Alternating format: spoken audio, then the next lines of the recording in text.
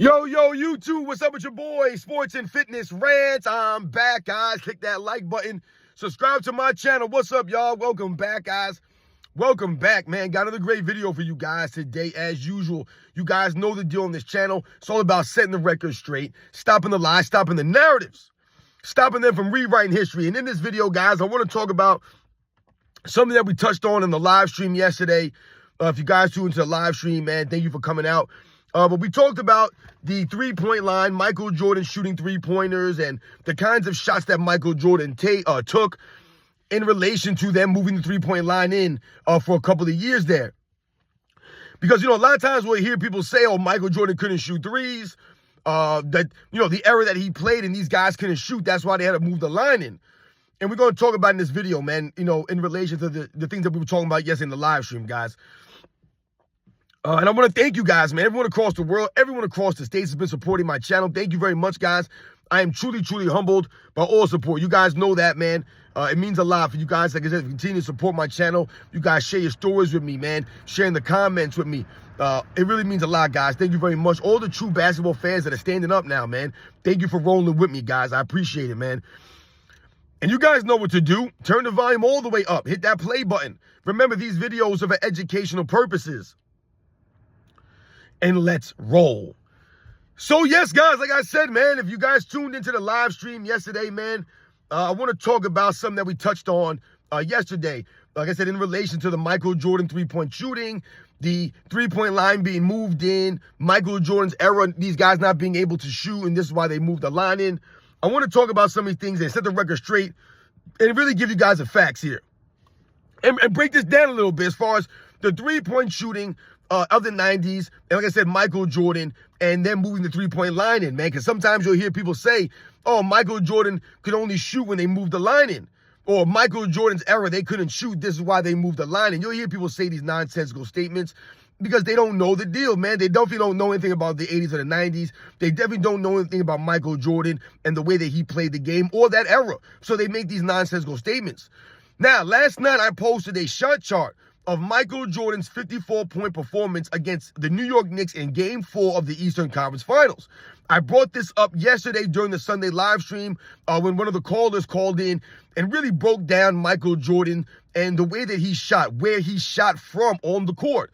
And I want you guys to take a look at that shot chart. Remember, this is 54 points that Michael Jordan scored. 54 points, guys, in a playoff game against the #1 defensive team that season, the 1993 New York Knicks. Remember, the Bulls were down 0-2 to the New York Knicks. Remember, the Knicks had home court advantage. The Bulls went down 0-2, and then the Bulls would go on and win 4 straight and beat the Knicks 4-2. But I remember Michael Jordan at the post-game press conference after Game 2, when they went down 0-2. I remember Michael Jordan, the reporter, asking Michael Jordan, like, hey, what are you guys going to do? You guys, this is not a position that you're normally in to be down 0-2, blah, blah, blah. And Michael Jordan said, we got to go back home and get some home cooking. We got to get back on our home court and get back to what we do. And that's what happened, man. But in Game 4 in Chicago, Michael Jordan went off for 54 points, guys. Like I said, against the top defense that league, and one of the top defenses of that era, the New York Knicks of the early 90s, man. They were stout defensively. I told you, they pretty much took the torch from the Pistons. They were not a dirty defensive team like the Pistons were, but they were a hard-nosed defensive team like the Pistons were. And they were very physical, and they were tough. They were scrappy. They were well-coached. They were a tough team. They were very formidable, the New York Knicks, man. And if you look at the shot chart from Michael Jordan's performance, what you'll notice is obviously he made a lot of shots, right? He scored 54 points, and he shot a very high percentage. He didn't miss that many shots. But I want you guys to focus on the shots and where he took them from. If you notice, a lot of those shots are literally 1 foot inside the three-point line. Literally, guys, a foot inside the three-point line. That's where a lot of the shots were, like 9 of the shots were, maybe even more than that. So what you notice is Michael Jordan, taking these long twos. So I've done a video before, and I've talked to you guys in the past, when they talk about Michael Jordan's three-point prowess, and they'll say, oh, Michael Jordan couldn't shoot threes. Oh, they had to move the three-point line in for these guys. What I've told you guys before, when they moved the three-point line in, remember, first of all, let's remember, they moved the three-point line in when Michael Jordan was retired. So it wasn't like they moved the three-point line in just specifically for Michael Jordan. He wasn't even in the league when they did this. But in 1995-96 season, when he came back, right, and when they moved the line in, What did I tell you guys? All that did was move the line in his wheelhouse. It didn't make Michael Jordan shoot more threes.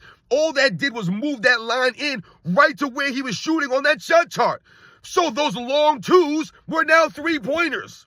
So, in essence, what they did was moving the line in. All it did was move the line into an area where Michael Jordan normally shot from.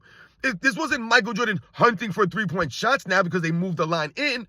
The line being moved in worked right into what he did normally in these games with those long two-point shots. When we talk about the mid-range game, Michael Jordan, guys, more so than many, many players who have mid-range games, he shot a lot of long twos. A lot of long twos. So when they moved the line in once again, this helped Michael Jordan because now instead of taking long twos, he's actually taking threes. So when you look at that shot chart from that 54-point performance, what do you notice? A lot of those are long twos that in a shortened three-point line season, they would have been threes. That's the difference, guys. It had nothing to do with Michael Jordan taking more threes or it being easier for him now to shoot threes. All it did was move the three-point line in closer into where he always normally would shoot those long twos. All right? So that's the facts from Michael Jordan if you watch the game and you understand that. Even early in Michael Jordan's career, when people talk about Michael Jordan taking bad shots or a lot of shots, Michael Jordan rarely took bad shots. That's part of the gift that he had over someone like Kobe Bryant, for example, let's say. Kobe Bryant, more so than Michael Jordan, took bad shots, right? Because he forced more shots than a Michael Jordan would. Michael Jordan would give the ball up, get it back, reposition himself, get his feet straight, whatever the case may be, and then take a better shot. But early in Michael Jordan's career, he was often forced to take last-second shots. The shot clock's winding down. I'm telling you, guys, right now, go back and watch some early film, 85, 86, 87, right? Watch some of those films, some of those games. What you'll see is the point guard maybe brings a ball, but Michael Jordan brings the ball up.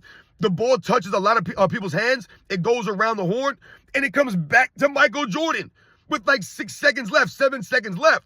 And Michael Jordan is forced to make a quick move, oftentimes take a quick shot, a last-second heave sometimes from three or whatever the case may be, because the ball came back to him. Because none of those guys wanted to shoot. They could not get open for shots. So this is why Michael Jordan was forced oftentimes those first 3-4 seasons to take bad shots sometimes or to take shots with the shot clock running down, guys. Those are the facts. Something else we want to talk about when they talk about the era that Michael Jordan played in and these guys could not shoot from long range. And they try to point down maybe percentages or the amount of threes these guys took. Oh, they guys never shot threes, so they couldn't shoot them. That's not the case. The game wasn't played that way. It was specialists, guys that specialized in shooting threes. Maybe they were a spot-up shooters. That's what you had in the NBA. Guys who specifically, their job was to check in the game, get to their spots, and when the ball gets you, knock it down. That's their job. They were specialists. Guys like Craig Hodges, right? Guys like Steve Kerr, guys like Trent Tucker. These are specialists, guys. They were specialists in what they did, right? Guys who shot the three, spot up threes. These are not guys like Reggie Miller, guys coming off the dribble, creating their own shots. These are specialists. All right, guys, specialists. So when we think about the guys shooting three-pointers back in those days, and we talk about some of the big men that could shoot, Bill Laimbeer, a Brad Lohaus, a Sam Perkins, a Detlef Schrempf, these guys that are 6'10" that can knock it down, a Tony Kukoc. Some of these guys that could stretch the floor, a Tracy Murray, some of these guys in the 90s that could step out, knock the shots down. When we think about some of these guys, and we think about the overall three-point game in the 90s, let's say, for example, guys, what did I say in the Sunday live stream yesterday? If you're only taking 2 or 3 three-pointers a game, then you have to make those threes. You have to make them. Right? You have to shoot a higher percentage. You have to be better at shooting them because you're shooting less. If I shot 10 threes a game, right, and I missed 6 of them, 6 threes, I still shoot 40%. That's still really good. But if I only take 3 threes, I can't miss all 3 of them. I can't miss 6 threes. You can only miss 1 of them. If you miss 2 or 3, then all of a sudden you're not shooting a great percentage, right? So if you're shooting 3 or 4, you gotta make 2 or 3 of those, right? If you're shooting 3, you gotta make at least 1 of them. And what did I say in the Sunday live stream? If you shot 1 3, you missed it. Then maybe you shot another 3, you missed it again. You ain't gonna be shooting that 3rd one, and you're damn sure you're gonna be shooting 4 or 5. That's the way the game was back. Them coaches was not going to let you just keep chucking threes. That's part of the problem today. A guy will take 2, 3, 4 threes, miss all of them, and continue to take 5, 6, 7, 8.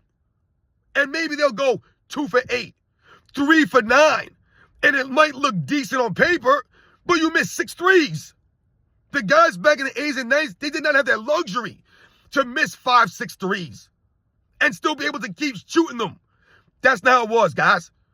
That's the problem. Like I said today, these guys just keep chucking shots up. Who wants to watch this stuff? So when they talk about the guys couldn't shoot, the guys damn sure could shoot. Larry Bird couldn't shoot. Once again, Michael Jordan couldn't shoot. Mahmoud Abdul-Rauf couldn't shoot. Reggie Miller couldn't shoot. Mitch Richmond couldn't shoot. Chris Mullin couldn't shoot. There was a lot of shooters. A lot of guys that can knock down shots. Dale Ellis can knock down shots. There were shooters, guys. Dennis Scott. There were guys that could long-range bomb. Like I said, you had the specialists out there. You had the pure shooters, the Mark Prices, Jeff Hornacek. John Stockton can't shoot. Like I mentioned, Craig Hodges won 3 straight three-point contests. Guy was out there wet. If you left him open, he was going to knock it down. Like I said, the guys did not shoot the threes a lot. What they did was they shot a lot of mid-range shots. So, like I mentioned earlier, when you called someone a shooter back in the 80s and the 90s, they weren't specifically talking about three-point shooting. They were talking about shooting overall. These guys were just shooters. They could shoot free throws, and they shot mid-range jumpers. They could shoot the ball. Now, when you hear shooters, everyone automatically thinks three-point shooting. All that matters is three-point shooting. You got guys that out there chucking up 6, 7, 8 threes a game, but they can't even shoot free throws. Once again, this is when they get exposed, right? In this soft era of NBA, when there's no defense being played, they'll sit there and tell you, oh, LeBron James is a great three-point shooter because he shot 40% last season. But what happened in the postseason? When he had a wide-open 3 at the top of the key with his team down by 2 or his team down by 1, whatever the case may be. They were losing. LeBron just wide open from top of the key. From 3. 40% all season long. What happened in the postseason when it matters most? LeBron James ain't got that 40%. It's nowhere to be found.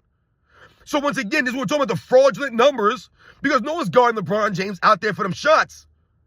And he was wide open, and he threw up a brick, guys, a bad brick. And they got swept out of there. They lost that game.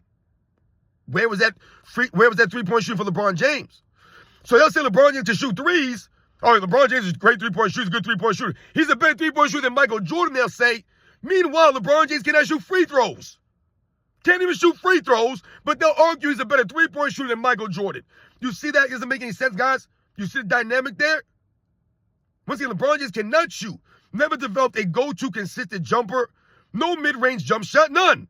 So don't talk to me about three-point shooting when you're standing alone out there chucking up these threes. Once again, LeBron James is allowed to shoot 5, 6 threes a game, right? But no one guarding him because everyone knows he can't shoot. So they dare LeBron James to take those shots. That wasn't Michael Jordan. Michael Jordan wasn't getting open looks from outside. Those mid-range jumpers, those long twos that he was shooting, he had John Starks in his face. He had this guy in his face. Oakley was there. They were all over him. Guys were hustling. They weren't giving Michael Jordan wide open looks. You forced Michael Jordan for the jump shot. That's what you wanted, to keep Michael Jordan out of the paint, especially when he was Air Jordan. That first 3-peat, you didn't want Michael Jordan attacking the rim, so all the teams played him for the jumper. But they didn't give him the jumper. They wanted him to take it, but they guarded him. They didn't just stand there and let him shoot it because Michael Jordan could shoot the ball. He worked on those things. Mid-range master. So as you guys can see, man, when you look at Michael Jordan's shot chart, you think about the era he played in, the way the game was played, the way the coaches coached. Once again, even your teammates wouldn't want you out there chucking up 6, 7, 8 threes a game. You look like a fool. And someone say something to you. Like I said, especially if you're missing all these things. Look how many shots these guys missed in this era. 8, 9, 10, 11 threes a game, making 3 or 4. That's 6, 7 missed shots. But you keep chucking them up. Like I said, a guy will go 0 for 5 from 3. Keep chucking up 5 more threes. And this is why no one wants to watch this nonsense. You guys know the deal here in the channel, man. These are the facts here. Michael Jordan could do whatever he wanted on the basketball court. Literally, whatever he wanted to, because he worked on his game like that. He earned that with the hard work. When they say Michael Jordan had no weaknesses, he wasn't just giving it or giving that stuff. He had to earn it. He had to go there and work to develop the handle, the go-to moves, the footwork. He had to earn it and work for that stuff. Dig down and push himself. Push his teammates so that they were prepared, so that they could help him. Remember, Michael Jordan helped his teammates help him. LeBron James ain't never helped his teammates help him. But then he blames them. You see the dynamic? You guys know the deal, man. Michael Jordan shot a lot of long twos, which is why when they moved the three-point line in, it fell right into his wheelhouse. And Michael Jordan was a mid-range master. And remember, guys, they moved the three-point line in to entice these guys to shoot threes more, to get the scoring to go up, because there was a defensive era in the mid to late 90s. It was becoming very defensive, the low scores. So they wanted to get these guys to shoot more. It wasn't because they couldn't shoot. They were playing defense back then. This is what we wish they would do now. Bring the defense back. Bring back physicality. Bring back hand checking. Bring back the officiating, call the palms, and the traveling violations, the offensive fouls. Bring it back. Hard-nosed defense. I want to see scores 95 to 88. 86 to 79. 97 to 93. 101 to 98. That's what I want to see. I don't want to see 142 to 127. 133 to 116. Who wants to watch that nonsense? 63s a game for each team. You guys know the deal, man. I'll catch you guys on the next one.